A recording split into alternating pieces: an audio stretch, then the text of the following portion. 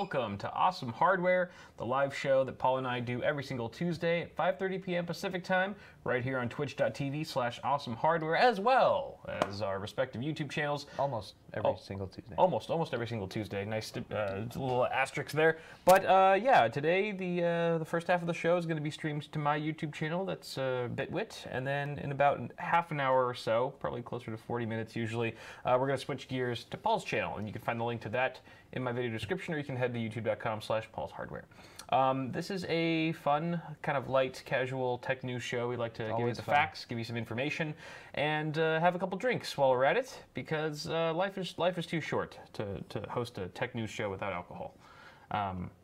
And bottle openers. Do you have a bottle opener? Oh yeah, I do. This bottle opener here has my logo on it. Oh, good segue into the merchandise that we sell on our very nice, lovely stores. Oh, we have which stores. you can check out. Mine is bitwit.tech/store, or you can just go to bitwit.tech, where you can find a smorgasbord of various items, all very high quality. Paul and I go through the same merchandise guy. He handles all of our distribution. He is the shiznit, which is why you'll find equal quality on both of our stores. You can also go to Paul's store, which is paulshardware.net, where he's got a lot of lovely items as well. You should frequent both of the websites and perhaps buy something in support of our channels. Very good things. We'll yell Johnson at you at the end of it. It's borderline. Yeah, I don't know what I'm saying here, but yeah, it supports us. You're plowing through the beginning of the show. Yeah, you know, I've done it a million times. So cheers. Cheers. Thank you for joining us. There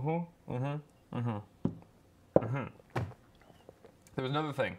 Oh, what? Oh, there is? I forgot to bring this up to you before we started streaming. Oh, let's do it live then. Yeah, fuck it. Oh, before I say that again, sometimes we occasionally use foul language. Warning. Forgot that. Sometimes it really kicks you in the balls. So yeah, just so you're warned. I may or may not be able to stream next week. I'm gonna try. I'm gonna try really hard.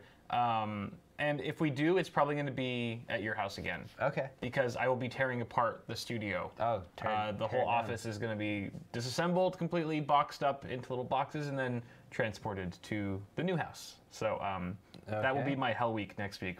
Me and Wifey Sauce will be very busy with that. Hopefully I can still squeeze a show in next week, so more on that later, just so you're aware. Apparently you're clipping. I am always clipping. Sorry. I am a mother clipper like that.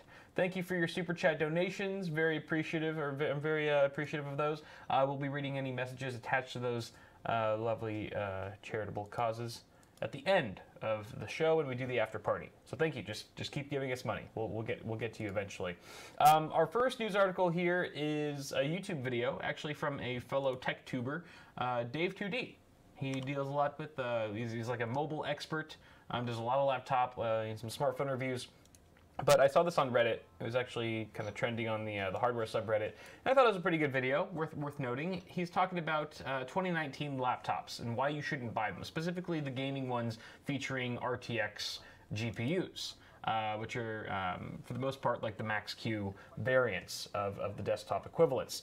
And what he was saying, makes quite a bit of sense here. He's saying that these RTX cards are really, they're really solid for, hypo 1080p gaming, for higher resolutions, to be pushing the frame rate to that 100 to 144 hertz refresh rate. You really can't get the full value. You don't really see the full benefit of these cards unless you're gaming at higher resolutions. And he's making the argument here that most gaming laptops, even in 2019, still are limited to 1080p displays.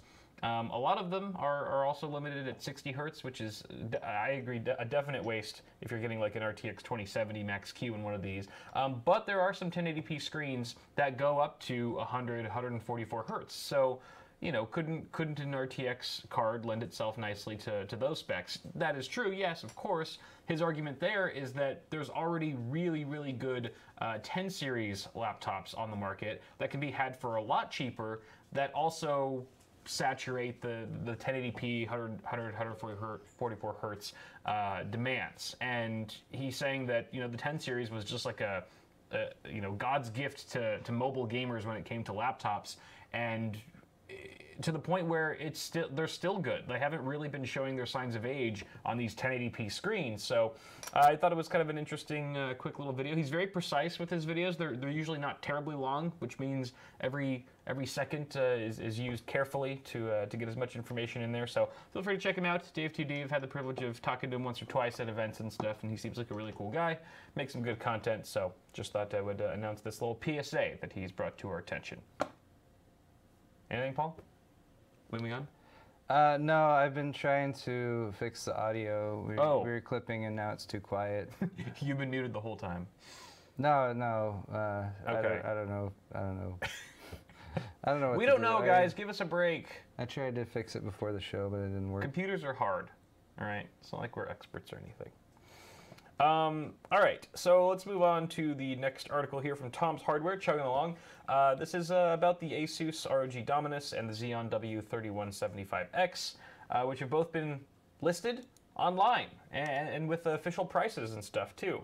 So Intel's Xeon W3175X is their new flagship CPU with 28 cores and 56 threads. It's crazy. It's like a crazy madman CPU, and the availability for this chip was very confusing at first.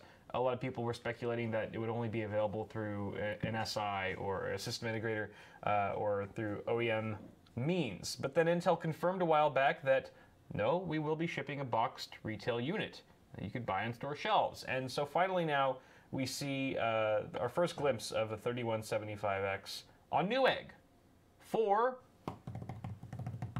expensive? $3,000. $3,000. $3,000, which is, I think a lot of people, just knowing Intel, were speculating it to be a lot more expensive than that. I think $3K, which is insane too, because it's $3,000 on a friggin' CPU. But I think people were expecting, you know, I remember my guess was like, remember Gordon Ma-Ung asked us about it, like, how much do you think that's going to be at that Intel event? We were speculating, I think I said like 4K, something like that. I might have said 5. You might have said even more than me. No, I'm pretty sure I said 3,000.